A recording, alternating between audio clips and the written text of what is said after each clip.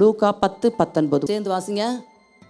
சர்ப்பங்களையும் தேள்களையும் மிதிக்கவும் சத்துருனுடைய சகல வல்லமையையும் மேற்கொள்ளவும் உங்களுக்கு அதிகாரம் கொடுக்கிறேன், ஒன்றும் உங்களை சேதப்படுத்த மாட்டேன்.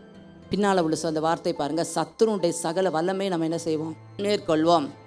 இது ஒருவேளை லிட்ரலாக சர்ப்பம் தேள் அப்படி இருந்தாலும் முக்கியமான அது நோக்கம் என்ன? சத்துரு நமக்கு விரோதமாக எழும்புகிற இன்னைக்கு இப்படிப்பட்ட சத்துரு என்ன செய்கிறான் தெரியுமா?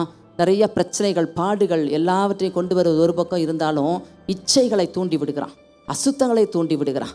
எப்படியாவது அவனுடைய ஆசை நமக்கும் ஆண்டவருக்குள்ள தொடர்பை துண்டிக்கணும் அப்படிங்கிற நோக்கத்தோடு அவன் செயல்படுகிறான்.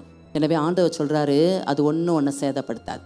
அதை மேற்கொள்ளுக அதிகாரத்தை நான் என்ன செஞ்சிடறேன், உனக்கு தர்றேன், தந்திருக்கிறேன் அப்படின்னு சொல்கிறார். எவ்வளோ பெரிய சந்தோஷம் பார்த்தீங்களா? ஹல்லேலூயா.